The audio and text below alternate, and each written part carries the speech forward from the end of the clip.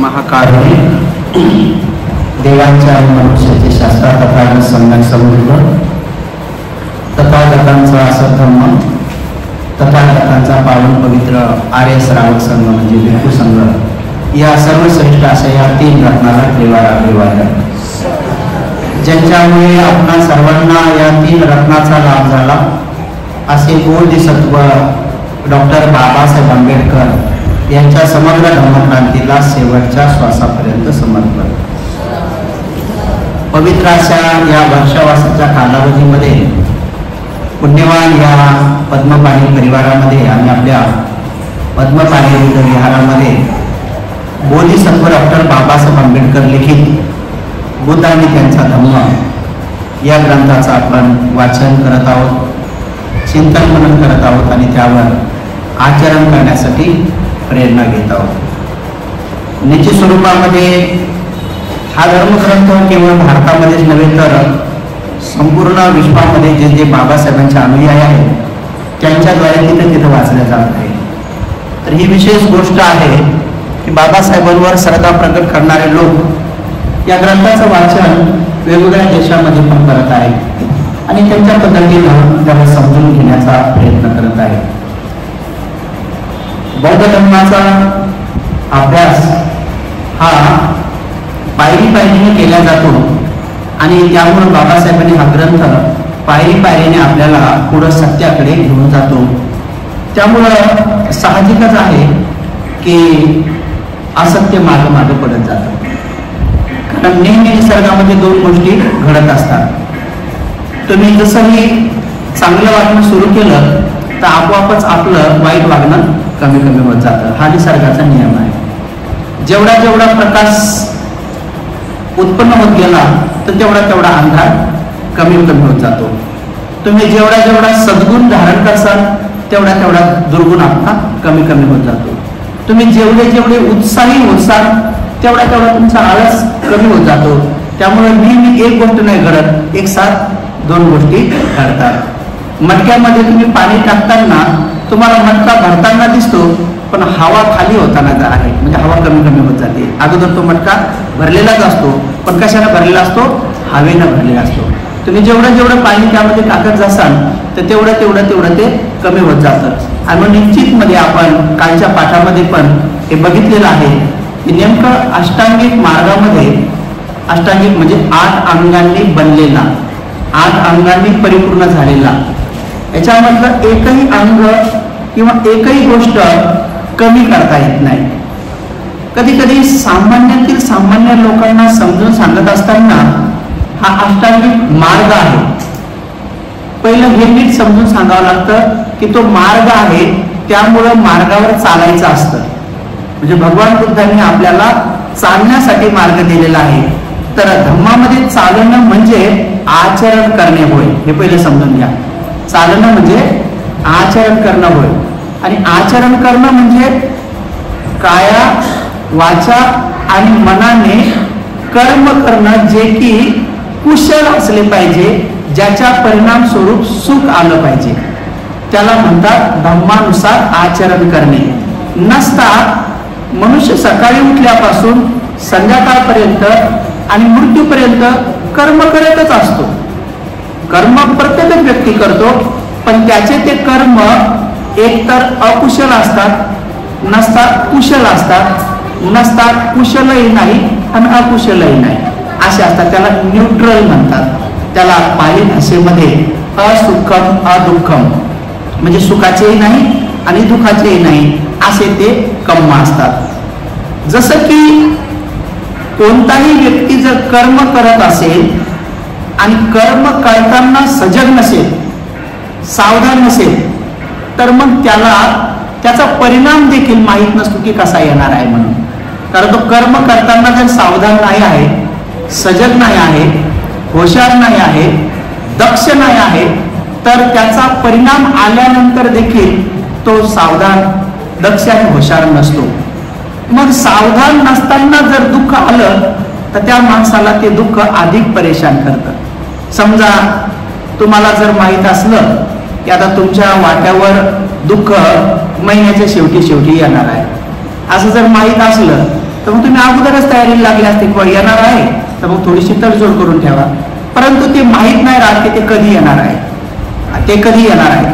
पण तथागत सम्यक संबुद्ध सांगतात की जेव्हाही कधी आपल्या आयुष्यामध्ये सुख येतं किंवा दुःख येतं तर हे सुख आणि हे दुःख ईश्वर निर्मित नसतं, परमेश्वर निर्मित नसतं, आत्मा आणि परमात्म्याद्वारे ते तयार झालेलं नसतं. जे पण काही दुःख येतं व्यक्तिगत प्रत्येक व्यक्तीच्या जीवनात जेही काही दुःख येतं ते त्या व्यक्तीने अविद्येमध्ये केलेल्या कर्माचा परिणाम असतो. अविद्या म्हणजे विशेष प्रकारचं ध्यान ठेवून न केलेलं कर्म. 3 शब्द आहेत बघा. ते कधी मला वाटतं बोर्ड जर आणला तर आणखी चांगलं होईल. समजा बोर्ड जर आणलं ना तर म्हणजे मला बोर्डवर आणखी तुम्हाला खूप छान म्हणजे तुम्हाला लाभ होऊन जाईल. तर अविद्या समजा विद्या म्हणजे अ म्हणजे नसणे, वि म्हणजे विशेष प्रकारचं, ध्या म्हणजे ध्यान. म्हणजे विशेष प्रकारचं ध्यान नसलेलं केलेलं कर्म म्हणजे अविद्या. सोप्या भाषेमध्ये आपल्या खेड्याच्या भाषेमध्ये डोका ठिकाणावर नाही का कोणतं काम करतात ना त्याला म्हणतात अविद्या. डोका डोकं तर आहे ठिकाणावरच, पण खेड्याच्या भाषेत लोक हेच बोलतात, बुद्धाचं तत्वज्ञानच बोलतात पावलोपावली. काय म्हणतात? डोका ठिकाणावर ठेवून काम करणार. नाही तर काही लोक काय म्हणतात, कधी कधी काय म्हणतात, सावधानपणे काम करा म्हणतात. थोडं स्टँडर्ड भाषेमध्ये सावध चाला म्हणतात. नाही तर काय म्हणतात, जपून चाला म्हणतात. हे जपूनचा अर्थच आहे सावध. आणि जपूनलाच काय म्हणतात माहितीये का, जपून चाल म्हणजे दक्ष चाल, म्हणजे सावध चाल. सावध चाल म्हणजे होशियार चाल. होशियार चाल म्हणजे प्रज्ञेनं चाल. आले तुम्ही प्रज्ञेवर. आणि ह्या अष्टांगिक मार्गाची प्रज्ञा तर पाहू लागलो आपण कसंही करून तुम्हाला प्रज्ञावान व्हावं लागणार आहे. आणि प्रज्ञावान लोकांना बुद्ध आपला शिष्य मानतात. तुम्ही 1 नाही 2 नाही करोडो जन्म जरी विहारात गेले आणि प्रज्ञावान नाही झाले तर बुद्ध तुम्हाला उपासक मानायला तयार नाही आणि आम्हाला मी पुत्र मानायला तयार नाही. बुद्ध म्हणतात मी त्यांनाच माझा मुलगा आणि त्यांनाच माझी मुलगी मानतो की जे प्रज्ञावान असले पाहिजे. माझा प्रज्ञावान म्हणून किती आवश्यक आहे. बिना प्रज्ञावान असताना बुद्ध त्यांना अनुयायी मानत नाही. जरी तो अनुयायी सांगत सुटला की मी बुद्धाचा पुत्र आहे, बुद्धाचा पुत्र आहे, बुद्धाचा अनुयायी आहे किंवा मी बौद्ध आहे, बौद्ध आहे, बौद्ध आहे. बौद्ध असण्याचं पहिलं लक्षण जर कोणतं असेल तर तो प्रज्ञावान असला पाहिजे. मग प्रज्ञा ही बाजारामध्ये कुठल्याही शॉपमध्ये, मॉलमध्ये किंवा कुठल्याही मार्केटमध्ये, कंपनीमध्ये आणि कुठल्याही बाजारामध्ये ती मिळत नाही. तशी जर मिळाली असती तर बहुतेक सगळं विश्व सहज प्रज्ञावान झालं असतं. कारण लोकांनी छटाक दीड छटाक, पैशावाल्यांनी किलो दीड किलो, अधिक पैशावाल्यांनी क्विंटल आणि घरात ती विकत घेऊन ठेवली असती. आणि लोक सांगत सुटलं असतं की आम्ही काही साधे सुधे नाही, आम्ही क्विंटलानं प्रज्ञावान आहोत असं म्हणले असते. कोणी टनानं म्हणलं असतं किंवा मी काही साधा प्रज्ञावान नाही, मी टनावाला आहे. जसं की मी काय साधा माणूस नाही, मी लखोपती आहे, मी करोडोपती आहे आणि मी अब्जाधीश आहे. आणि त्याच्याही पुढं माहीत नाही त्यांच्याकडे धन किती आहे म्हणून त्याला श्रेष्ठी म्हणतात. जसं की श्रेष्ठी आहे आणि त्याच्याही पुढं आहे महाश्रेष्ठी आहे. बुद्धाच्या काळामध्ये 40 करोडचं धन ज्याच्याकडे असेल त्याला श्रेष्ठी म्हणत होते आणि 80 करोडचं ज्याच्याकडे असेल त्याला महाश्रेष्ठी म्हणत होते. म्हणून असे आपल्या भारतामध्ये 2-3च लोक आहेत महाश्रेष्ठी की ज्यांच्याकडे 80 करोडच्या वर असेल समजा. म्हणून उपासक आणि उपासिकांनो, प्रज्ञा हे क्षेत्र असं आहे की तथागताच्या चरणावर तुम्हाला नेऊन ठेवते. तथागताच्या तुम्ही आताशी तथागताचं चरण शुद्ध, ही गोष्ट तुमच्यासाठी नाही, तुम्हाला म्हणतो याचा अर्थ ते आम्हाला पण आता सांगताना कसं सांगा तुम्हाला आम्हाला ते असं गडबड होईल ना. त्याच्यामुळे तुम्ही समजून घ्यायचं की ही गोष्ट केवळ श्वेतवस्त्रधारीसाठी नाही तर ही पीतवस्त्रधारीसाठी सुद्धा तेवढी समान आहे. की भगवान म्हणतात मी माझा अनुयायी त्यांनाच मानतो की जो प्रज्ञावान बनण्याचा प्रयत्न करत आहे. मग प्रज्ञा मी अगोदर सांगितल्याप्रमाणे ती कुठेच मिळत नाही तर ती आपल्यामध्येच असते. ती आपल्यामध्येच असते. प्रज्ञाचं निवास कुठं आहे, प्रज्ञाचं घर कुठं आहे. तुमची एखाद्या मैत्रिणीचं घर सांगतात पण नाही तर तिचं घर तिथं. ते प्रज्ञाचं म्हणजे आपण नाव आहे त्याच्यावर नाही बोलत आपण. प्रज्ञाचं घर कुठं आहे, प्रज्ञा कुठे निवास करते. शरीरामध्ये तुम्हाला जसं सांगताल तसं सांगा, मी तसं पुढं तर सांगणार की तुम्हाला. प्रज्ञेचा निवास कुठं आहे? मनामध्ये. बरं ठीक आहे. मग मन कुठं आहे? शरीरात त्याची जागा असेल ना. भगवंताने असं कोणत्याही अभ्यास नाही सांगितलेलं. ही विशेष आपल्या भगवंताची. आपल्या भगवंताची विशेषता काय आहे की भगवंताने कल्पना काही ठेवलेली नाही, तर्क कशावर ठेवलेलं नाही. तथागताने त्यांच्या शिष्यांना एवढं निश्चिंत करून टाकलेलं आहे की करोडो लोकांमध्ये जर उभं राहून काही प्रश्नाचं उत्तर द्यायचं असलं तर तुम्हाला निश्चिंत देता येतात, गॅरंटेड देता येते, शाश्वत देता येते, असं तथागताने तुम्हाला फॉलो करून सोडलेलं आहे. तथागतांनी असं कोणतं ठेवलेलं नाही आहे की ते तुम्ही तुमच्या मनात काहीतरी अंदाज सांगायचा, असं काही ठेवलेलं नाही. आपल्याकडे भगवंताने असं काही सोडलेलं नाही की भिक्षू तू तर्क लाव, ए महाथेरो तू तर्क लाव, किंवा ए अरहंता तू अरहंताला पण तर्क लावायला जागा ठेवलेली नाही. त्यामुळे सगळा धम्म हा कोणाचा आहे? तथागतांचा आहे. आणि तो कसा आहे? केवळ परिपूर्णम, केवळ परिशुद्धम. या दोन शब्दाचा अर्थ कसा आहे की तो असा आहे, परिपूर्ण आहे. म्हणजे आता सृष्टीमध्ये कोणी असं नाही की तथागतांकडून काहीतरी राहून गेलंय मग आम्ही तिच्यामध्ये टाकतो म्हणजे ते पूर्ण होईल, असं काहीही नाही. तो पहिलाच परिपूर्ण आहे. परिशुद्धम म्हणजे असं काहीही नाही की तिच्यामध्ये एखादी गोष्ट चुकीची आहे किंवा अशुद्ध आहे आणि कोणीतरी सृष्टीमध्ये असं आहे की ते तिथून काय ढकावा तो शुद्ध होईल, असं नाही. तो परिपूर्णच आहे आणि परिशुद्ध आहे. मग आता परिपूर्ण आणि परिशुद्ध असं धम्म शिकवत असताना भगवंतांनी मनाची जागा पण सांगितलेली आहे की ते मन कुठं असतं म्हणून. भगवंतांनी त्याची जागा पण सांगितलेली आहे. तर ते तुम्ही सांगितलं शरीरात असतं, ठीक आहे, ते शरीरात तर असतं. पण मग आता मला सांगा, डोळे लावा. आता लावा सगळेजण, माझं ऐकता जरा आता, कधी मध्ये माझं ऐकत जा. डोळे लावा आणि तुम्ही तुमचं माहेर पहा आणि तुम्ही तुमची सासूरवाडी पहा. दिसली का? उघडा डोळे, उघडा, पटकन उघडा. उघडले? दिसली? मग आता कुठं होतं मग?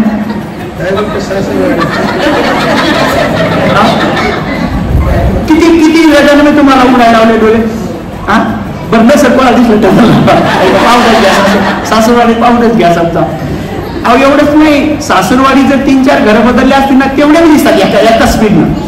जर आपल्या सासऱ्यांनी नोकरीला असताना नंतर तिथं जर घेतलेलं असतं ना, एवढ्या कमी वेळात दिसते. तुमचं म्हणणं चूक आहे असं मुळीच नाही, ते शरीरात आहे, मान्य आहे. पण आता मला सांगा किती कुठं आहे? हृदयात तर आहे. पण मी तुम्हाला डोळे लावल्यावर काय सांगितलं? डोळे लावल्यावर तुम्हाला काय काय सांगितलं मी की तुम्ही तुमचं चित्तात बरोबर आहे, तुमचं सगळंच म्हणणं तिच्या सोबत. हा म्हणजे तुम्हाला मला आपला जो विषय आहे ना तो प्रॅक्टिकल शिकवायचा आहे. तुम्हाला रोज रोज करू लागलाय तो प्रॅक्टिकल कळल्यानंतर मला असं वाटतंय की हुशार विद्यार्थ्यांचं एक लक्षण असते की ते घरी गेल्यावर पण चिंतन मनन करतात.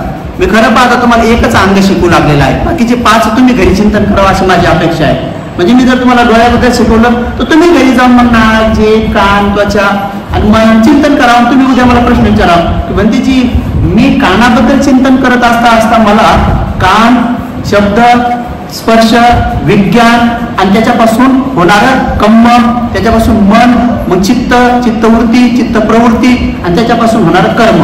मग कर्मामध्ये सुद्धा चांगलं, वाईट आणि त्याचा परिणाम सुद्धा चांगला, वाईट आणि त्याच्यापासून सुगती, दुर्गती. म्हणजे तुम्हाला इतकं कळलं किंवा नाही वाटत कुठं कळलं तुम्ही मला विचारलं पाहिजे.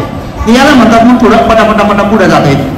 आणि मग होतं काय की तुम्ही जर घरी चिंतन मनन करत बसले तर तुमच्या चेहऱ्यावर हळूहळू तेज येणं सुरू होते. मग तुम्हाला तेल लावायची गरज पडत नाही जास्त, म्हणजे हे चमकवायची किंवा मेकअप करायची गरज नाही. हे लक्षण मी तुम्हाला सांगतो की जो मनुष्य ध्यानामध्ये चिंतन मनन करू लागला तर त्याचा हा भाग थोडा चमकदार.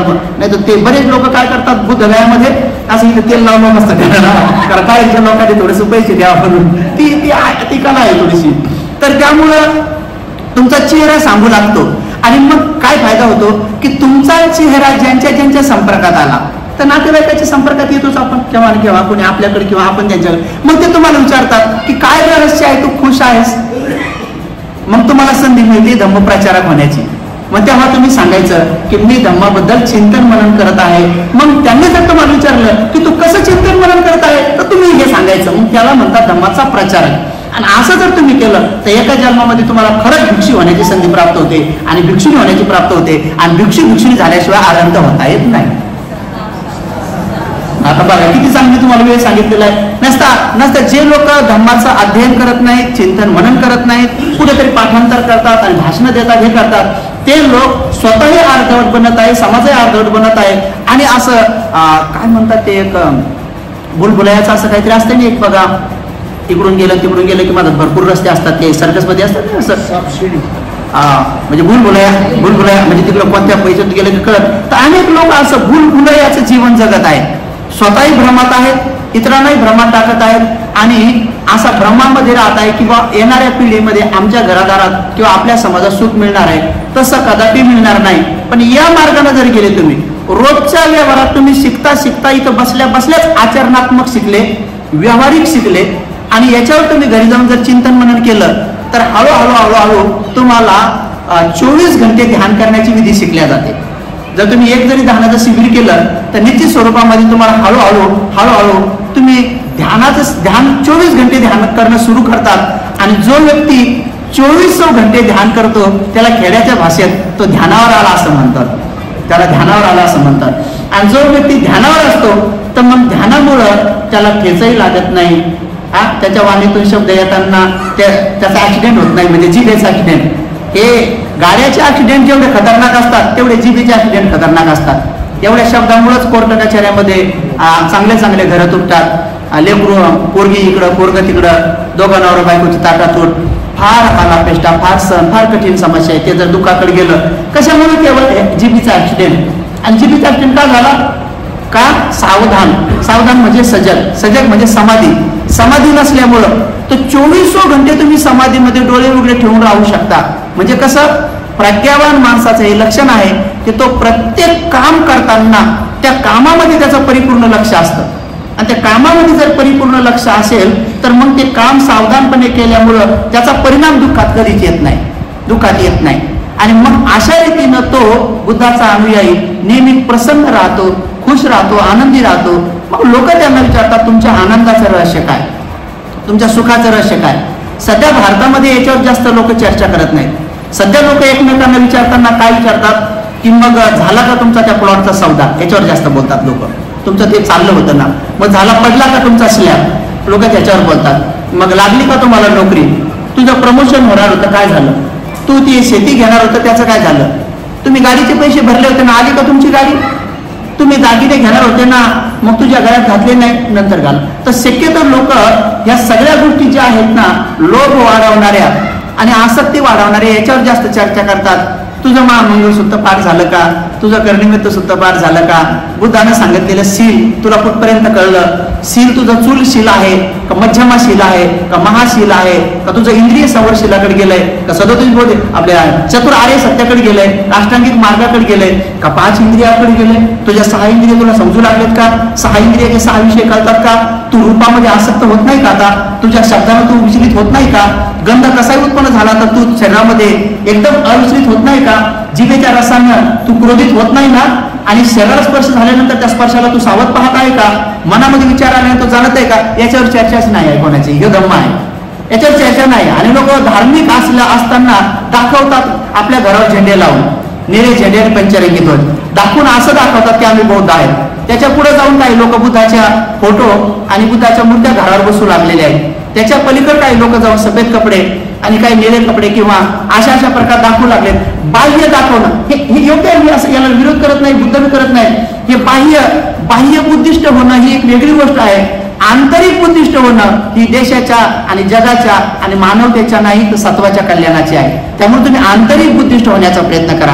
आणि आंतरिक बुद्धिस्ट तुम्हाला असं वाटतं का की बाबासाहेबांनी दीक्षा दिलेले लोक एवढेच फक्त आंतरिक बुद्धिस्ट होणार, तुम्हाला असं वाटतं का? नाही. तर आंतरिक बुद्धिस्ट या भारतामध्ये खूप लोक आहेत, त्याच्यामध्ये मुसलमान पण खूप आहेत. आणि भगवान बुद्ध सांगतात की आंतरिक बुद्धिस्ट होणं, मग त्याने घरात बुद्ध फोटो लावो ना लावो, त्याने टीका लावो ना लावो, त्याने सफेद वस्त्र धारण करो ना करो, त्या बिचाऱ्यांनी जय भीम म्हणू ना म्हणू, नमो बुद्धाय म्हणू ना म्हणू, त्याने आंतरिक पंचशील पालन करून तो जर प्रत्येक कामात सावध आहे आणि त्याच्या कोणत्याच कामानं कोणाची हानी होत नाही. हानीमध्ये केवळ 2 पायाचे प्राणी नाही तर 4 पायाचे, बिना पायाचे, बहुपायाचे या सगळ्या प्राण्यावर त्याच्यामध्ये दया मैत्री करून उत्पन्न झाली, हे त्याच्या प्रज्ञेचं लक्षण आहे. मी तुम्हाला काल वारंवार शिकवलेलं आहे की प्रज्ञेचं लक्षण असं आहे की प्रज्ञावान माणसाकडे दया असतेच. दया असतेच. मग तुमची दया कधी कधी तुमच्या लेकरांच्या बद्दल प्रगट होते. कधी कधी लेकराला थोपटताना, झोका देताना, पाना पाजताना, आंघोळ घालताना नाना प्रकारे आईची दया अनेक वेळेस प्रगट होते. अनेक वेळेस प्रगट होते. प्रगट होण्यासाठी जर कदाचित कोणी घरात बिमार असेल, बिमाराची अवस्था जर डायरेक्ट त्यांची सेवा अशा प्रकारची करायची आहे की त्यांच्या आता लघवी धरावं लागणार आहे, त्यांच्या आता विष्ठा काढावं लागणार आहे, कदाचित छोट्या मोठ्या जखमा असतील तर त्या जखमा स्वच्छ करावं लागणार आहे आणि कदाचित होऊ शकते त्यावर पावडर लावावं लागणार आहे, तर तुमच्या चेहऱ्याच्या सेवेवरून लक्षात येते की तुमच्यामध्ये दया आहे का धाक आहे. धाकाने केलेली सेवा आणि दयेने केलेली सेवा याच्यामध्ये फरक आहे आणि प्रज्ञेने केलेली सेवा ही तिसरी अलग आहे.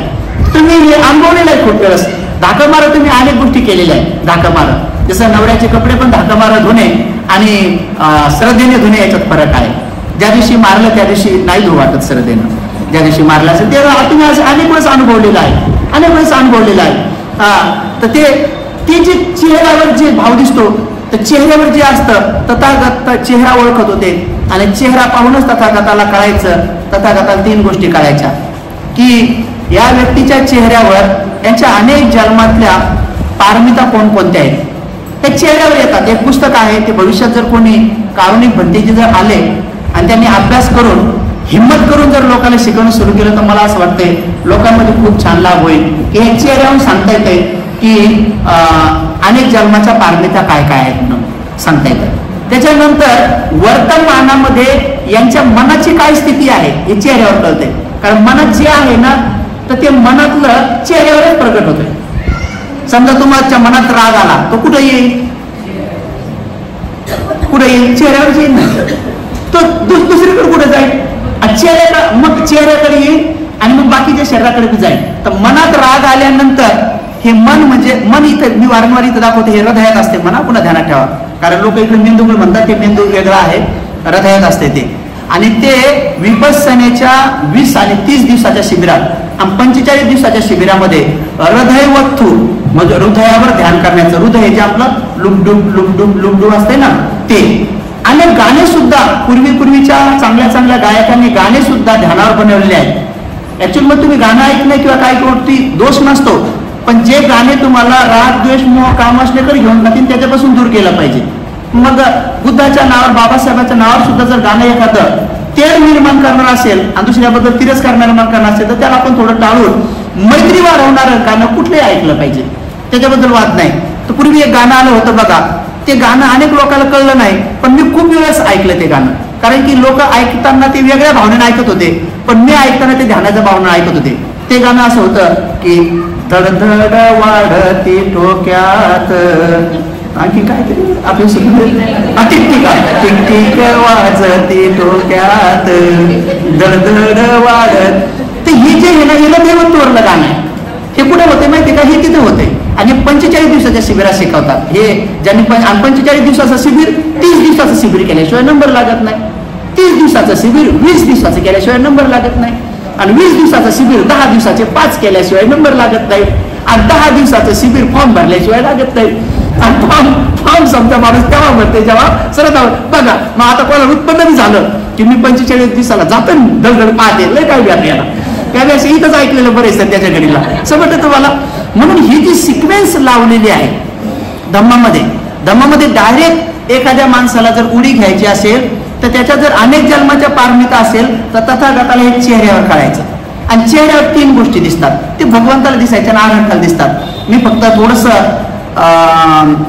भिक्षू झाल्यानंतर माझं पहिलं का दुसरं शिबिर होतं गोयंकापुरी टायमात. त्या टायमात हे ग्रंथ माझ्या वाचण्यात आला होता. बराच गॅप गेलाय, एक 15-20 वर्षाचा गॅप गेलाय.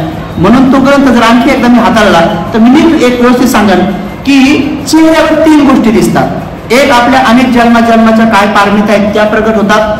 आता वर्तमानामध्ये आपल्या मनात काय सुरू आहे आणि मन तर प्रत्यक्षण बदलते त्यामुळे चेहऱ्याचे हावभाव बी घडी बदलतात चेहऱ्याचे. तर म्हणून वर्तमानात आपल्या मनात काय अवस्था आहे आणि पुढे आणखी एक गोष्ट दिसती चेहऱ्यात की आपल्याला पुढे आयुष्य किती आहे हे चेहऱ्यावर दिसते की आपण किती दिवस जगणार पुढे किती जगणार. हे 3चा अभ्यास करून तथागत त्याला धम्म शिकवत होते. मग तथागताला कळायचं की याच्याकडे पाया म्हणजे पाठीमागची पारमिता एवढ्या आहेत. वर्तमानामध्ये याच्या मनाची स्थिती अशी आहे. तर मनाच्या स्थितीला त्यांनी नाव दिलंय की प्रज्ञेचा पाऊस पडलेला आहे. बघा आपण कशावर काम करतोय सध्या, अष्टांगिक मार्गाचं काय शिकत आहोत आपण, प्रज्ञा. तर प्रज्ञा म्हणजे काय, जेव्हा तुमचं सध्या मन, तुमचं जी एकाग्रता आहे, तर तुमची जी शिकण्याची भावना आहे की तुम्हाला वाटतं हा आणखी काहीतरी छान सांगावं, आणखी काहीतरी विशेष ऐकायचंय, जे तुम्हाला कळू लागलंय, तर जेव्हा माणसाचं मन हे कळण्याच्या अवस्थेत असतंय तेव्हा ते चुल्ल प्रज्ञेमध्ये असतंय. प्रज्ञेचे भरपूर प्रकार आहेत. चुल्ल म्हणजे लहानी प्रज्ञा, म्हणजे डेव्हलप नाही झाली अजून, पण ती प्रज्ञा म्हणजे सोचत आहेत आपण की हा. आणि जो व्यक्ती चिंतनाची पायरी वाढवत जातो त्याची मध्यमा प्रज्ञा आहे, म्हणजे त्याची पायरी वाढत झाली, तो चिंतन करू लागला.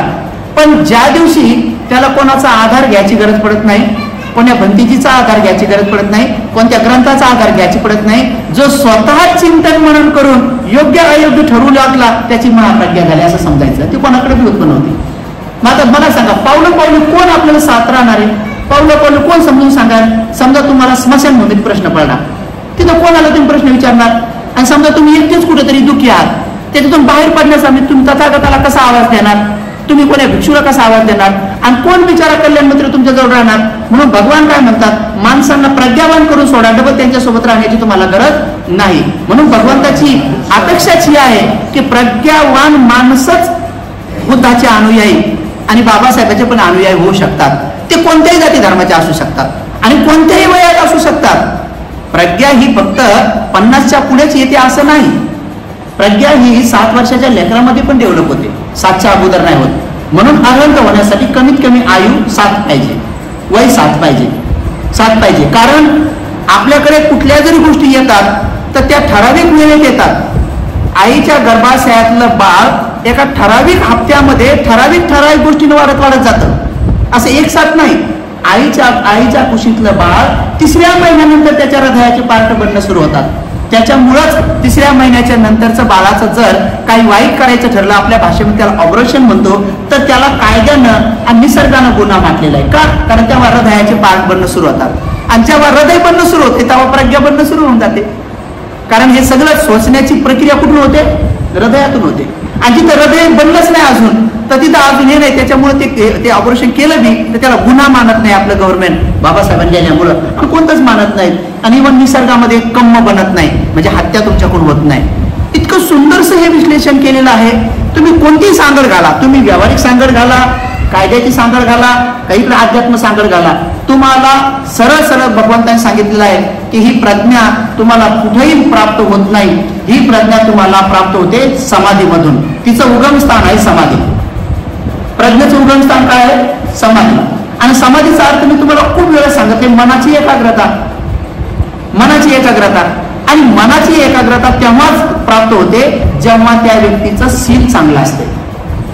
सील चांगलं नसेल, कुठलंही सील जर छोटं मोठं तुटलेलं असेल तर तेव्हा मनाची एकाग्रता लागत नाही. त्याचं एकच उदाहरण मी तुम्हाला सांगितलेलं आहे की एखादा मनुष्य हत्या केल्यानंतर ध्यानाला बसू शकत नाही, कारण की त्याला भीती असते. चोर पोलीसवाले येतात किंवा कोण येतंय. चोरी केल्यानंतर देखील माणूस एकाग्र ध्यानाला बसू शकत नाही, त्याला नेहमी ते भय असते चोरी केल्यानंतर. बरं मला सांगा, तुम्ही प्रोग्राम झाल्यानंतर बाहेर बसता जाऊन किती निश्चिंत बनता, किती बिनफिकीर बसता. मी तुम्हाला एक झलक पाहतोय, रोज पाहतो थोडंसं. तुम्ही एकदम निश्चिंत असता, खूप छान असता, एकदम प्रसन्न असता. एक दिवस काय करा,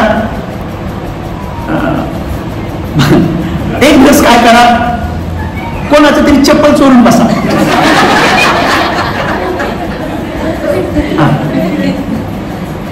आणि मग तुम्ही निश्चिंत बसता का वेळ जाऊन, काय राहील तुमच्या मनात. किती सोपं आहे. आता बाकीचं 5 तुम्ही विचार करावं का नाही. मी काय फक्त सांगितलं, मग एकच सांगितलं. एक तुम्ही कुठल्या गोष्टी. बरं मला एवढं सांगा, बरं चोरी करून बसून बाहेर जायचं तिथं लय लंब, चोरी करून इथंच बसा. आता आपण थोडं पाऊल लावून आधा तासात बघ बरं तुमचं लक्ष कुठं राहत येतं. लागतंय का, नाही लागत नाही. किती साधी गोष्ट आहे. आता आपण चोरत नाही ती वेगळी गोष्ट आहे, परंतु ही गोष्ट भगवंताच्या काळामध्ये घडलेली आहे. म्हणून मी तुम्हाला रोज म्हणलं ना की मी अध्यात्म पण एखादा पॉईंट घेत जाईल, पण व्यावहारिक एवढ्यासाठी सांगत आहे कारण सामान्य लोकांना समजण्यासाठी ना अध्यात्माचा आधार थोडा हळूहळू समजणं सुरू होतो. म्हणून तुम्हाला व्यावहारिक वारंवार व्यावहारिक सांगतो. ते ही गोष्ट भगवंताच्या काळातली घडलेली आहे. बघा आता, शीलेन सुगतियन्ति शीलेन भोग संपदा शीलेन निभूतियन्ति तस्मासीले विशोधेय. हे उपदेश तथागतांनी राजा, प्रधान, श्रेष्ठी सगळे हजर असताना सांगितला. तो जे श्रेष्ठी होता तो ब्राह्मण होता आणि तो सर्वात श्रीमंत होता. त्याचबरोबर तो सगळ्या वेदांचा जाणकार होता. बघा, सर्वात श्रीमंत होता, वेदाचा जाणकार होता, त्याचबरोबर तो राजाचा खास होता, राजाचा खास विश्वासू होता. आणि विशेष गोष्ट म्हणजे त्याची एक गोष्ट होती की तो राजा समानच बुद्धाचा शिष्यही होता. भगवंतांनी हे सांगितलं, आपण कुठून आलेलो आहोत? प्रज्ञा ही बाजारात कुठं मिळत नाही. ईश्वर, परमेश्वर, आत्मा, परमात्मा निर्मित नाही. भगवंत असं तीनदा काय सांगत होते बघा, बुद्धं शरणं गच्छामि, द्वितीयंपि गौण, तृतीयंपि गौण. कारण भगवंतांनी बुद्धत्वामध्ये पाहिलं की माणसाची मनाच्या अवस्था अशा असतात की कोणाला एकदा सांगत त्यांना समजते आणि कोणाला ना दोनदा सांगावं लागते आणि कोणाला तीनदा सांगावं लागते. म्हणून भगवंत प्रत्येक गोष्टी सांगायचे. मी पण राहून कधी दुसऱ्यांदा तिसऱ्यांदा येतोय एवढ्यासाठी की मला नेहमी वाटते तुम्हाला पटकन समजावं. म्हणून मी कधी इकडून तिकडे जातो, कधी तिकडून इकडे येतो. कशासाठी? की तुम्हाला थोडं लवकर समजण्यासाठी. कधी कोणाचे चेहरे असतात की त्यांना दुसऱ्यांदा ज्यावेळेस मी सांगतो आणि डबल त्या पॉईंटवर होतो त्यावेळेस त्याला कळते की हा मला थोडं मागाशी जावं समजलं होतं, पण आता मला आणखी क्लिअर समजलं की हे काय आहे म्हणून.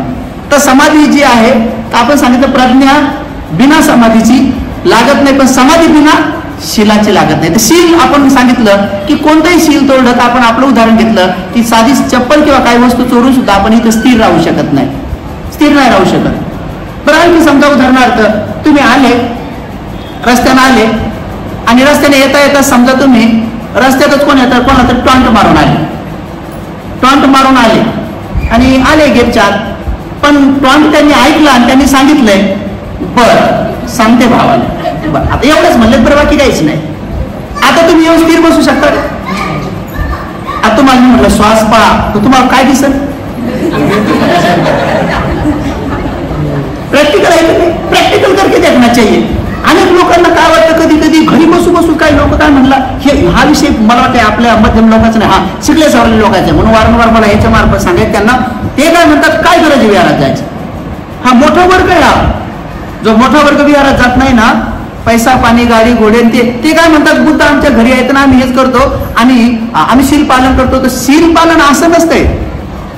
शील पालन प्रूव्ह झालं पाहिजे. जसं मी तुम्हाला काल म्हणलं ना, दान प्रूव्ह झालं पाहिजे किंवा तुम्ही दानी आहात तर कुठं ना कुठं देण्याचं काही पुरावा असला पाहिजे ना. म्हणजे कधीतरी असं कोणीतरी म्हणलं पाहिजे वगैरे यांनी खीरदान देईल, नाही तर खीरदान पेलच आहे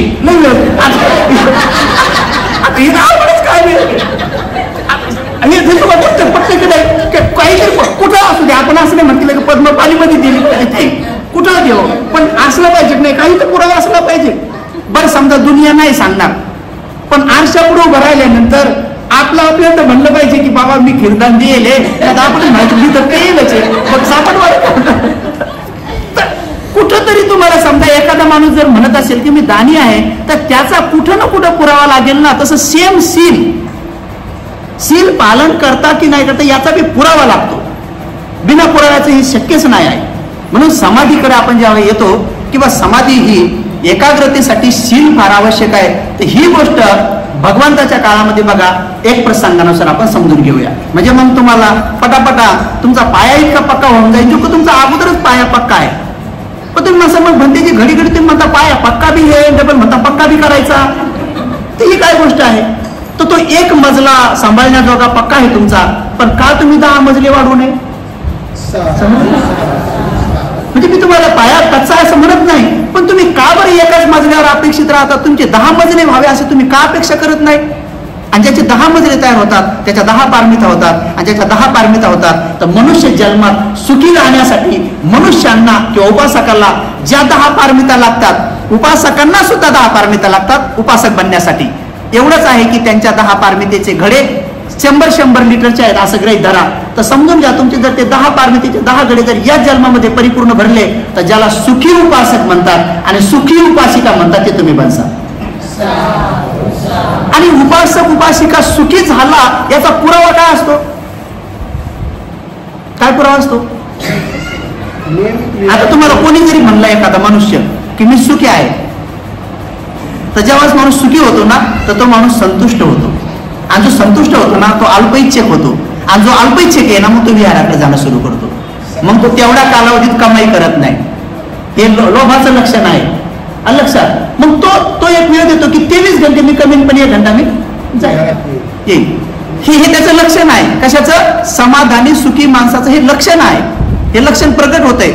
आता मला सांगा, मग सर्वात महासुखी तथागत आहेत की नाही? का? कारण त्यांनी चक्रवर्ती सम्राटाचं पद सोडून दिलं. का? तिथं काय होतं? कमाईच कमाई होती, मान सन्मान आदर सत्कार सगळं होतं, सगळंच होतं. तर जेव्हा माणसामध्ये परिपूर्ण सुख येते, स्टेप कोणाची आहे? उपासकाची. जेव्हा उपासकामध्ये परिपूर्ण सुख येते तेव्हा तो व्यक्ती या भौतिक सुखापेक्षा अध्यात्म सुखाकडे जातो, आणि ज्या दिवशी तो जाणं सुरू करतो त्या दिवशी त्याची प्रज्ञा डेव्हलप झालेली असते.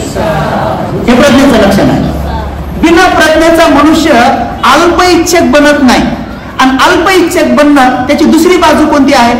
अल्पइच्छेक बनणं, निर्लोभी बनणं, त्याचं दुसरं नाव आहे दानी बनणं होय.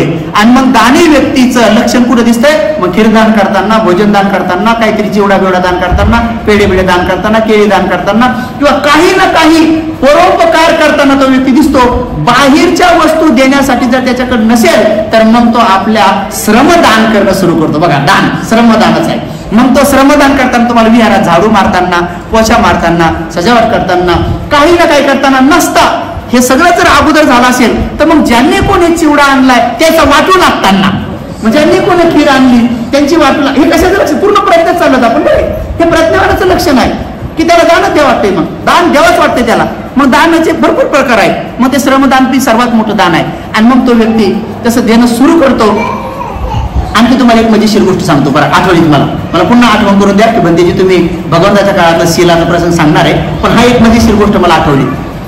अनेक लोक काय करतात, मला त्यांच्यावर करुणा उत्पन्न होते म्हणून सांगतो. अनेक लोक काय करतात की भगवंतावर आपली श्रद्धा प्रगट करण्यासाठी काय गरज आहे एवढ्या मोठ्या सजावट करण्याची फुलांना, असा प्रश्न उपस्थित होतो काही काहीला.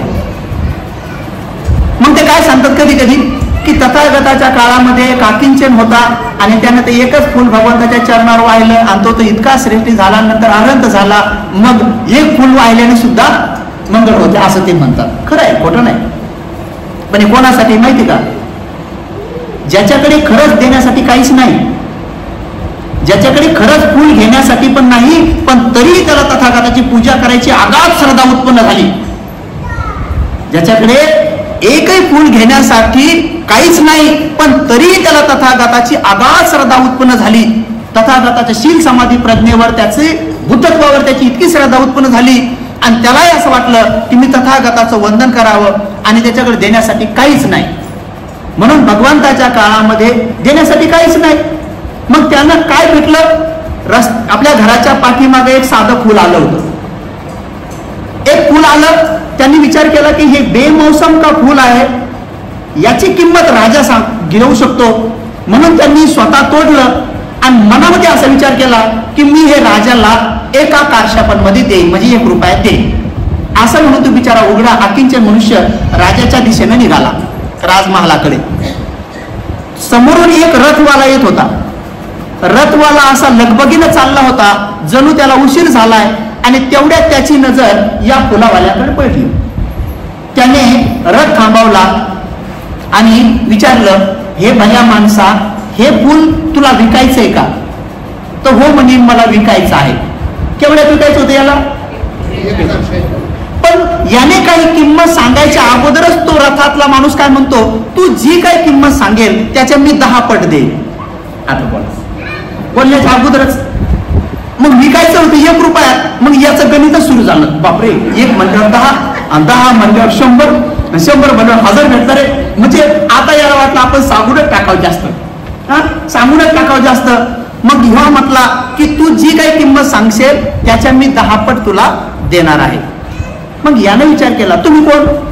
म्हणजे मी राजाचा साधा सेवक आहे. मग हा विचार करू लागला, राजाचा सेवक जर 10 पट देईल तर राजा किती देईल? म्हणे मला नाही विकायचं. आता लोक किती वाढला? 10 पटीच्या पुढे गेला निघून. आता आता पहिलं काय ठरवलं होतं, 1 रुपया द्यायचा, आता नाही द्यायचं 1 रुपया. आता काय राजा काहीतरी ठरवलं, पुढे गेला तर पुढे राजाचा श्रेष्ठीचा रथ होता आणि त्याने पण मला थांबवलं, ए भल्या माणसा हे फुल तुला विकायचंय का? हो.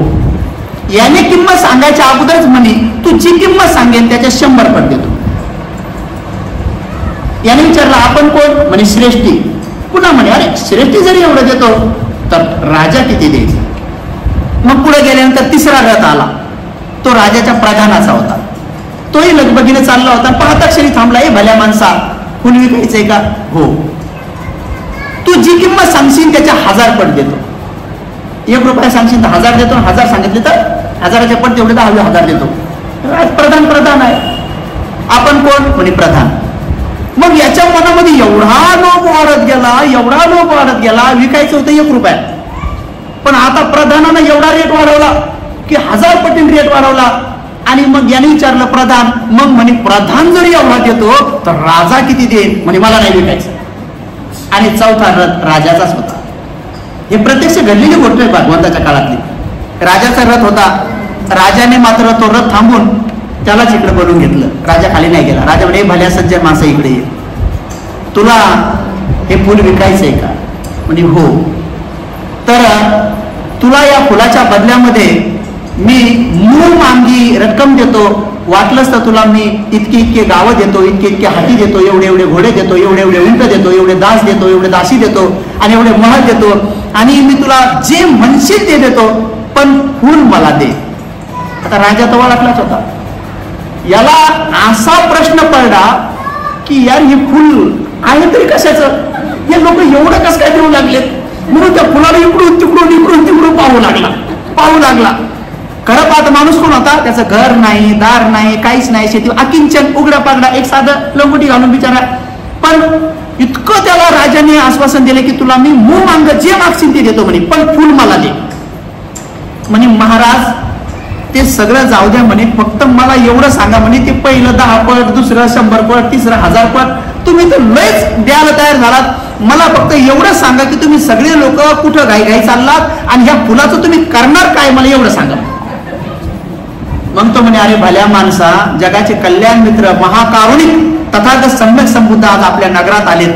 सगळे दास दास्या नोकर चाकर शोधून बसलेत बाजारात, कुठंच फुल भेटेना आणि म्हणून तू रस्त्यानं दिसला तर एवढं फुल फक्त तथागताच्या चरणावर ठेवणार आहे आणि महापुण्य कमावणार आहे, म्हणून तुला विनंती करत आहे की दे म्हणे.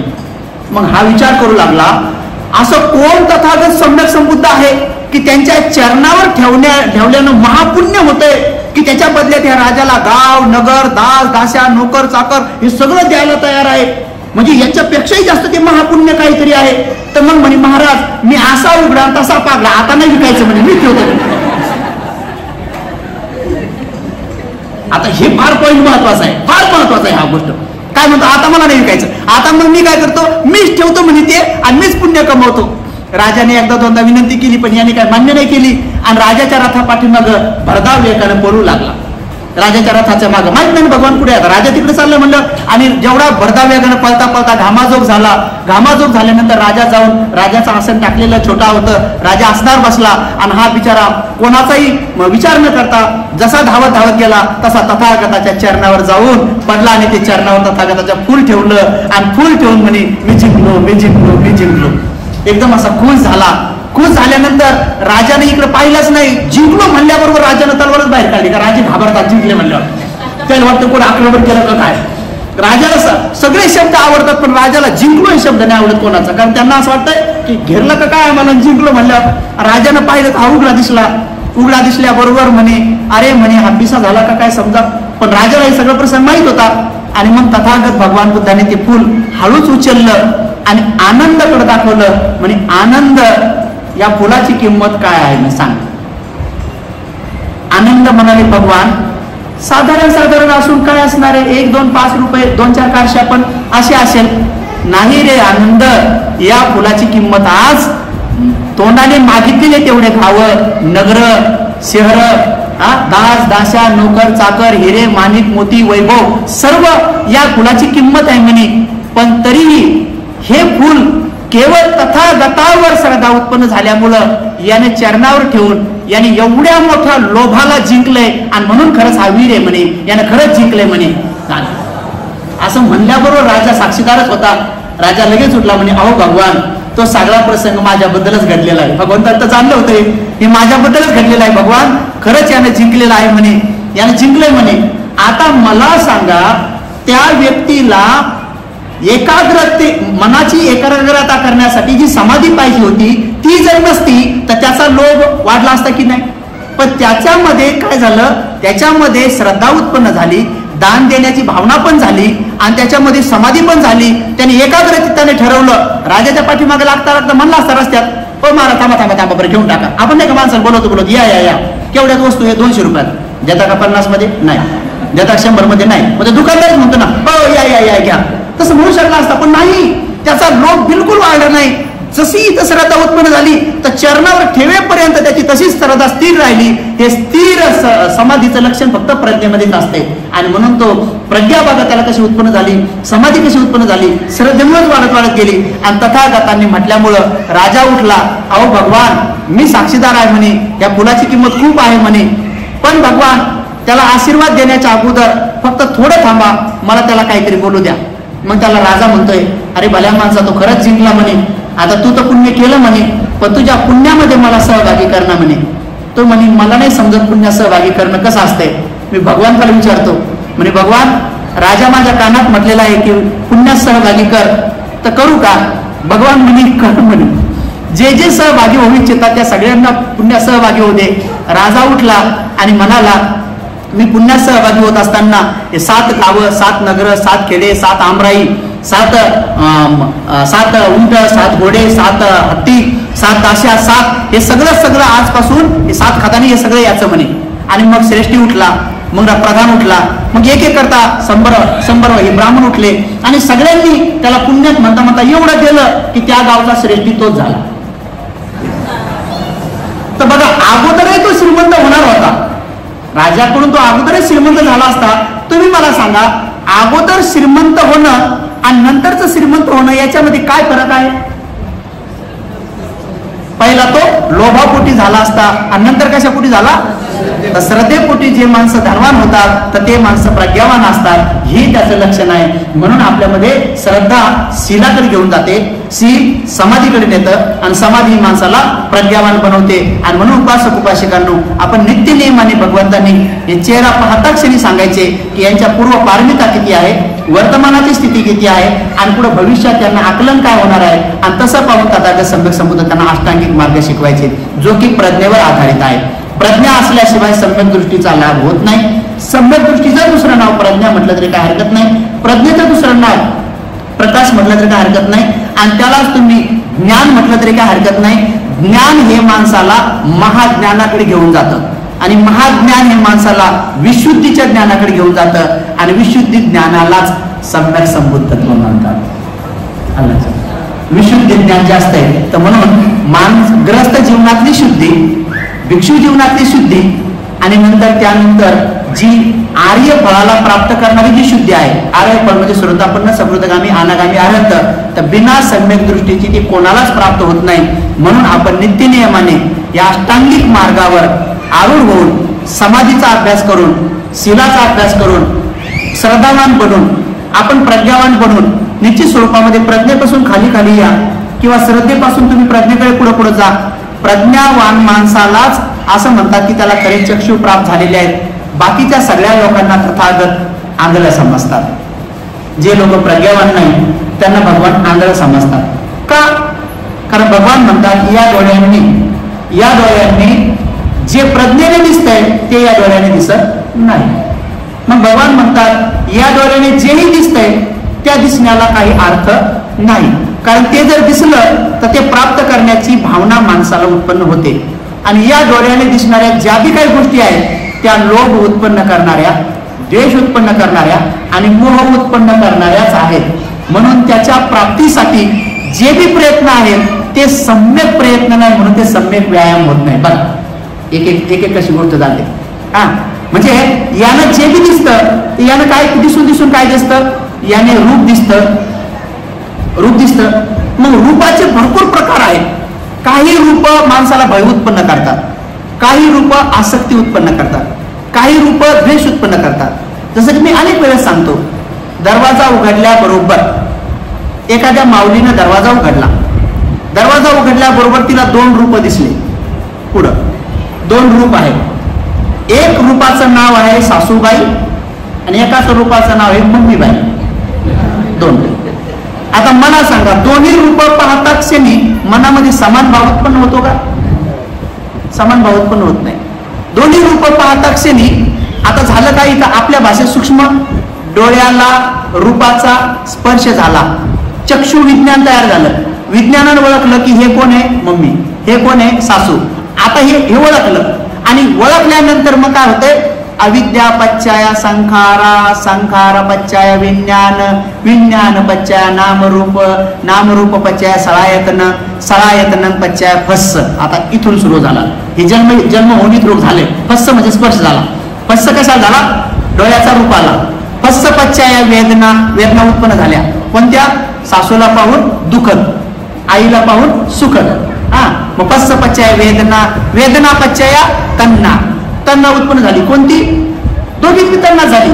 एकीत आसक्ती, एकीत द्वेष. तिघाचं नाव तृष्णाच आहे ना. कोणता? राग, द्वेष आणि मोह. कुठून काम सुरू झालं? इथून. बघा, तन्ना पच्चया उपादान म्हणजे या तृष्णेला वाढवत वाढवत नेलं. उपादान म्हणजे काय? पुढचं कर्म बनण्यासाठी लागणारं बीज. उपादान म्हणजे आंब्यातली कोय. आंब्याचा फुलोरा उपादान नाही, कारण ते फुलोरा लावला तर नवीन आंबा बनत नाही. आंबा लोणच्या जोगा झाला तरी पण ते आंबा मध्ये भाऊ नाही, म्हणजे उपादान नाही झालं. उपादानचा अर्थ काय होतो? उप आदान म्हणजे पुढचा जन्म होण्यासाठी लागणारं कारण. आदान म्हणजे येणे. उप म्हणजे जसं उपप्राचार्य म्हणजे प्राचार्य नसल्यानंतर सहीचा अधिकार यांना, तर उपाध्यक्ष, अध्यक्ष नसताना यांना अधिकार. जसं उपराष्ट्रपती, राष्ट्रपतीच्या नंतरचा दर्जा त्यांना, तसं उप आदान म्हणजे हा जन्म अजून आहे, मेलो नाही आपण अजून, पण या जन्मात असे काही कर्म करायचे की ते पुढच्या जन्म आपल्याला घेऊन येतील, पुढचं कर्म घेऊन येतील. त्याला काय म्हणतात? उप आदान म्हणजे यायचंय, अजून यायचं बाकी, पण ते कर्म बनले. तर मग काय झालं? तर उपादान पच्चया भव म्हणजे भाऊ बनला. आता भाऊ म्हणजे बीज, आणि भव पच्चया जाती म्हणजे जन्म झाला.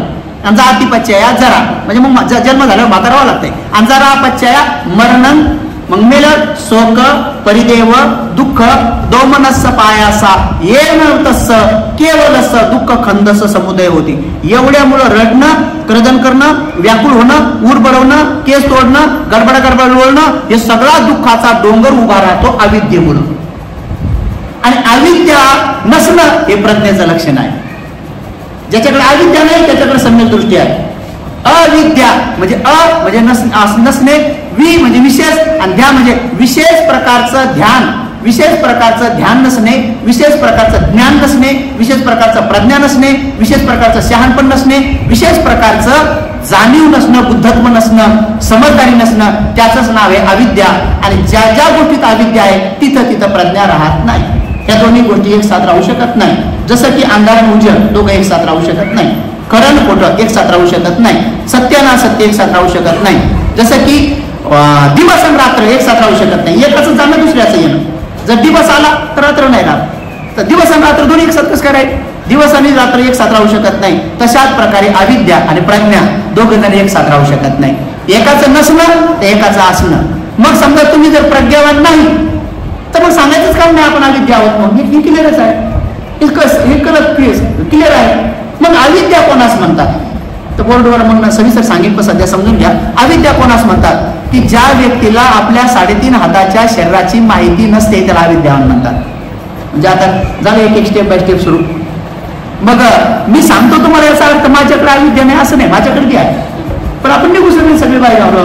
बघा, ज्यांना 3.5 हाताच्या शरीराचं आकलन नसतंय की 3.5 हाताच्या शरीरामध्ये कोणती गोष्ट कुठं कुठं आहे किंवा काय काय आहे, आणि विशेष रूपाने 4 गोष्टीचं बनलेलं आहे: अग्नी, वायू, जल, पृथ्वी, मन. या 4ही घटकाचे गुणधर्म आहेत. अग्नीचा गुणधर्म आहे गरम होणे, थंड होणे. पाण्याचा गुणधर्म पण आहे, पृथ्वीचा गुणधर्म पण आहे. जसं पृथ्वीचा जड होणे, हलकं होणे. या वाऱ्याचा गुणधर्म आहे प्रवाहित होणे आणि आकुंचन पावणे. त्याचबरोबर पाण्याचा गुणधर्म आहे शीतल होणे आणि घट्ट होणे. तर जे बी शरीरामध्ये होतंय हे आतच होतंय. जास्त वेळ बसल्यानंतर काय होते, कंबर दुखायला लागली म्हणजे काय होतंय, आपण म्हणतो ना जड झालं म्हणजे काय झालं, तिथं पृथ्वीच्या घटकाचं प्रमाण शरीराला तरळ राहण्यासाठी जेवढं पाहिजे होते त्याच्यापेक्षा जास्त वाढल्यामुळे तिथं जडपणा आला. ताप आली, शरीराला जेवढं तापमान पाहिजे होतं त्याच्यापेक्षा जास्त वाढल्यामुळं ताप आली. थंडी भरून आली, शरीराला जेवढ्या प्रमाणामध्ये थंडी पाहिजे होती त्याच्यापेक्षा जास्त वाढल्यामुळं, म्हणून दुसरं काही नाही, हे 4 घटकाचाच परिणाम आहे. कारण हे 4 घटक 2-2 परिणाम आणतात आणि मन सुद्धा एक आहे तिच्यामध्ये, या सगळ्याला ते पाहतं. आणि म्हणून इथं काय सांगितलं की दोघे दुरूप पाहिल्याबरोबर, 2 रूप पाहिल्याबरोबर लक्षात आलं की हे मम्मीचं रूप आहे, हे आईचं रूप आहे. आणि त्याच्यामुळं मग 2 भाव उत्पन्न झाले, त्याला म्हणतात भाव. 2 भाव कोणते उत्पन्न झाले, असं वाटलं की एकीच्या गळ्यात पडावं. बघा इतका भाव उत्पन्न झाला, असं वाटलं की एकीच्या गळ्यात पडावं आणि लगेच असं वाटलं की दुसरीचा गळा दाबावा. 2 भाव उत्पन्न झाले, 2 भाव उत्पन्न झाले. आता तुम्ही सांगा एकाला काय नाव द्या, सांग तुम्ही, कुशल अकुशल. मी तुम्हाला विचारलं तर गळ्यात पडावं हा कोणता भाव आहे, कुशल. आणि गळा दाबावा हा लोकांच्या भाषेमध्ये, गळा दाबावा हे पाप आहे का पुण्य आहे, लोकांच्या भाषेत. आणि समजा गळ्यात पडावं हे पाप आहे का पुण्य आहे, बर. मग आता गळ्यात पडलं तर त्याचा परिणाम सुख येईल का दुःख, सुख. आणि गळा दाबला तर, आणि मग जलाचा मेल्यावर सोडा कळत वाली झालं, दाबला गळा, समजा रागात भरा दाबला गळा आणि समजा तिथं कुठेतरी पाय दुखले, पाय फोरले मेल्या सासूबाई. ऐकत समजा सासूबाई मेल्या तर लगेच सुखातच करावी का, काही परिणाम येईल ना त्याचा.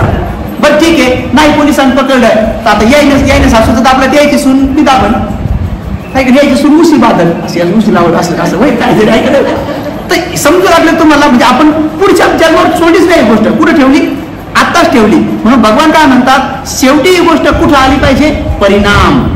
परिणाम म्हणजे काय, जो काही परिणाम येणार आहे. म्हणून तुम्ही प्रेमाने कोणाला येतो लक्ष नसताना देखील असा आवाज देऊन हात जोडून म्हणा जय भीमवत आहे.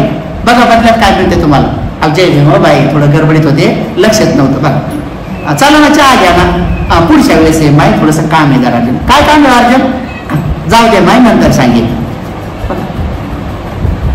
किती प्रेम शब्द आहे.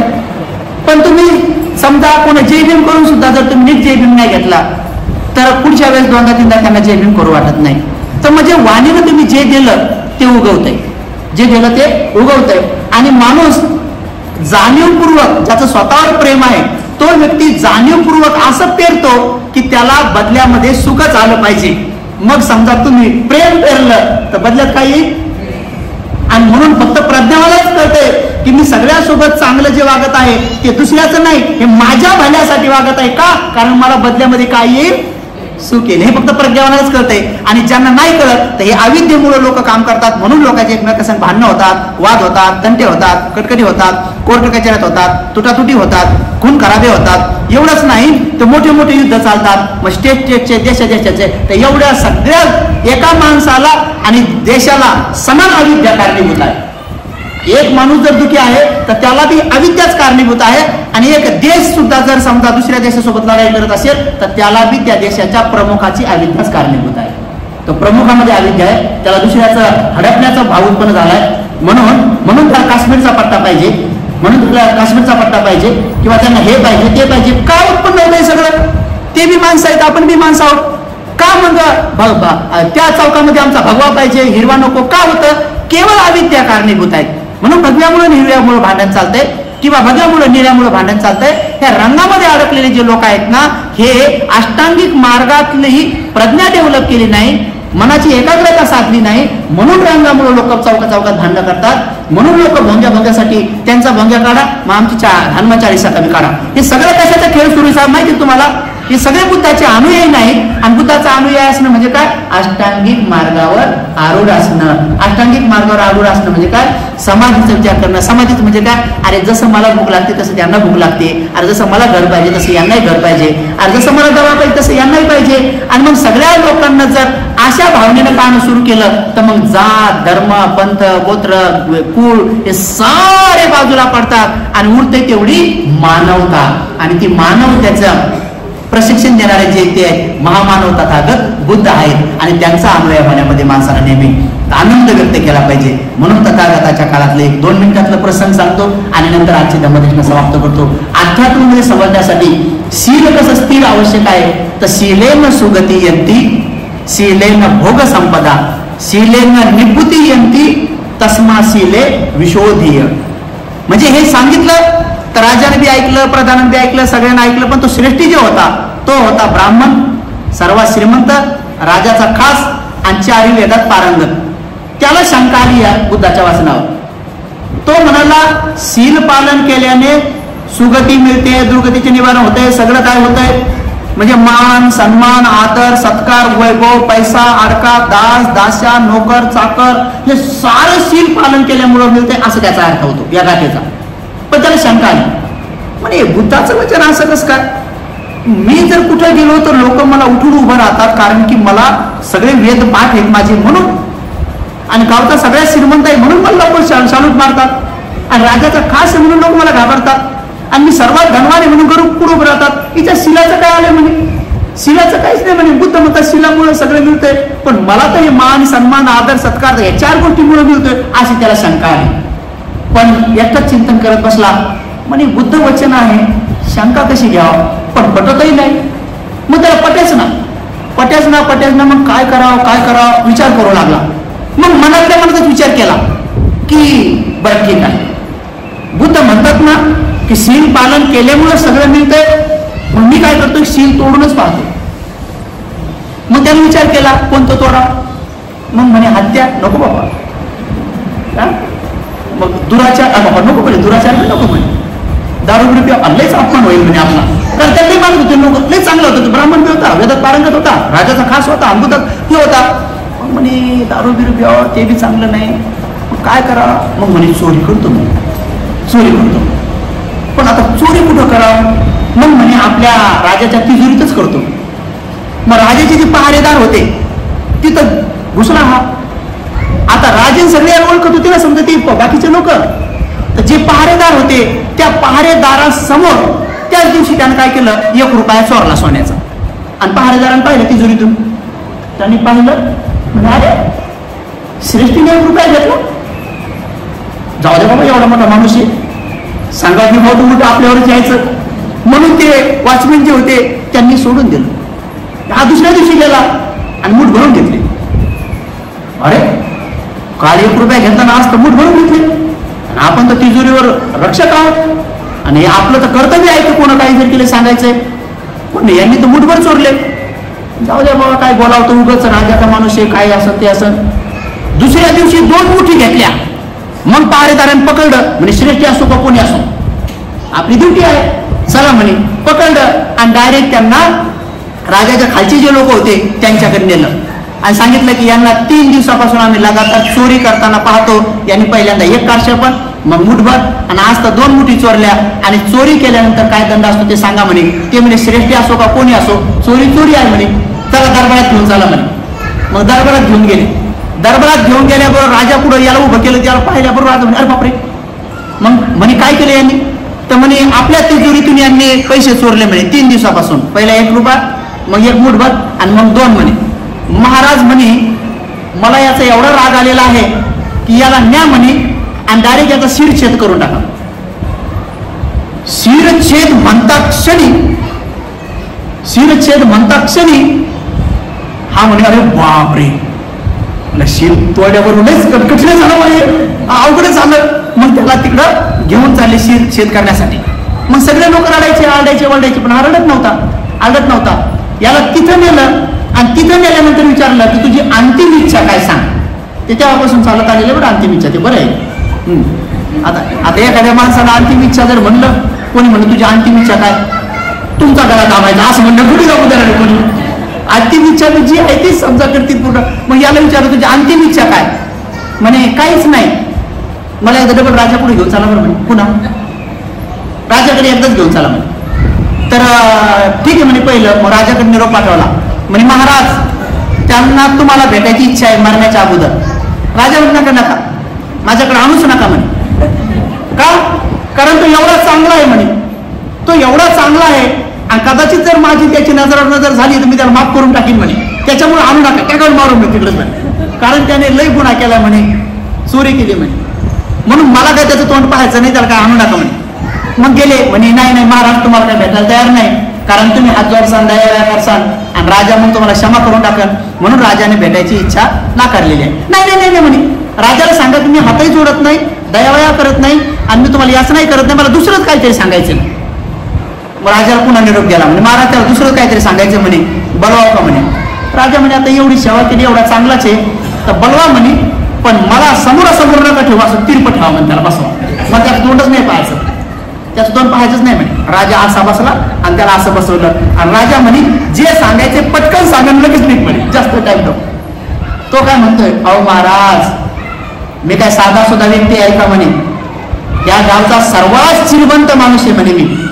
तर राजा काय म्हणतो न पाहताच, हो ना म्हणे सगळ्यात श्रीमंत असून सुद्धा हलकटासारखं काम केले चोरी, म्हणून जास्त राग आला म्हणजे तुझा. मग काय म्हणतो, अहो महाराज मी काय साधा सुद्धा आहे का, अहो मी 4 वेदामध्ये पारंगत असलेला माणूस आहे म्हणे. हो ना म्हणे, तेच तर मी म्हणतो की 4 वेदात पारंगत असून सुद्धा चोरी केली, म्हणूनच तुला फाशी दिली पाहिजे, मारून टाकलं पाहिजे म्हणे. पुन्हा काय म्हणतो, अहो महाराज मी काय साधा सुद्धा आहे का म्हणे, मी ह्या गावचा सर्वात श्रेष्ठी आहे. तर राजा म्हणतो हो हो तू ती श्रेष्ठी आहे म्हणूनच मला तुझे जास्त राग आलेला आहे. मग म्हणतो, अहो महाराज मी काय साधा सुद्धा व्यक्ती आहे का, मी तुमचा खास माणूस आहे म्हणे. अरे भल्या माणसात त्याच्यामुळे तर जास्त राग आलाय, माझा खास माणूस असून तू चोरी केली त्याचा जास्त राग आलाय म्हणे मला. अहो महाराज पण मी हे का केलं एवढं विचारा ना म्हणे. मग राजाने तोंड फिरवलं, सांग बरं म्हणे काऊन केलं म्हणे, लवकर सांग म्हणे का केलं. अहो तुम्ही जसे बुद्धाचे शिष्य आहे तसं मी बुद्धाचा शिष्य आहे.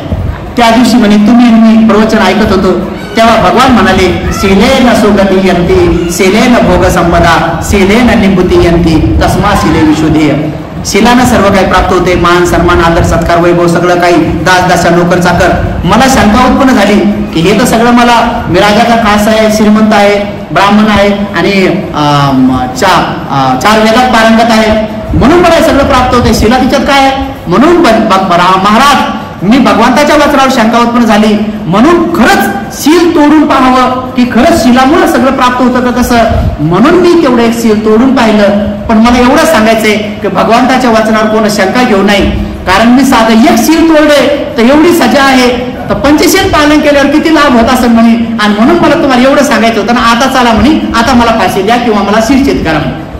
राजाने तोंड फिरवलं आणि थांबा म्हणे, तू परीक्षा घेतली म्हणे, तू प्रॅक्टिकल केलं, हो म्हणे, थांबा म्हणे, याला शिरछेद नका करू म्हणे, याला सोडून द्या म्हणे. नाही म्हणे महाराज आता मला तुम्हाला शिरछेद करावाच लागेल म्हणे. आता राजा म्हणतो नका करू आणि हा काय म्हणतो नाही करावंच लागेल म्हणे. राजा म्हणे जास्त मनावर घेतलं का मी जरा रागात बोललो म्हणून. नाही म्हणे महाराज त्याचा मनावर नाही घेतलं म्हणे. मग म्हणे नको फाशी, याला फाशी नका देऊ, याचा शिरछेद नका करू, सोडून द्या. तर नाही म्हणे महाराज जर का तुम्हाला मला शिरछेद करायचा नसेल तर मग माझी एक अट मान्य करावं लागेल. आता उलट झालं, राजाला सांगितलं की माझी एक अट मान्य करावं लागेल. मग राजा म्हणे तुझी काय अट आहे. महाराज मला भिक्षू भाऊ द्यावा लागेल तरच मी शिरछेद करून घेणार नाही, नाही तर माझा शिरछेदच करून टाका म्हणे. म्हणजे जास्तच मनावर घेतलंय का, लय टेन्शन. नाही म्हणे महाराज अहो म्हणे फक्त 25 शील पालन केलंय तर एवढा फायदा आहे, 1 शील तोडलंय तर एवढा तोटा आहे, 227 नियम पालन केल्यावर किती लाभ होईल, म्हणून म्हणे मला भिक्षू व्हायचे म्हणे आता. आणि मग त्यांनी विनंती मान्यच केली नाही. शेवटी भिक्षू झाला, भगवंताकडे गेला, अरंत झाला आणि आपल्या जीवनाचं मंगल केलं. म्हणून उपासकांनो शीलेन हे शील काय साधन नाही, हे खरंच समाधीकडे नेते आणि समाधी प्रज्ञेकडे नेते. म्हणून अष्टांगिक मार्गात जी प्रज्ञा आहे आपण 2-3 दिवसापासून प्रज्ञेवरच जास्तीत जास्त जोर देत आहोत. आणि म्हणून आपण आज इथं थांबूया. सर्वांचं मंगल हो, सर्वांचं कल्याण हो, सर्वजण सुखी हो, सुखी हो, सुखी हो.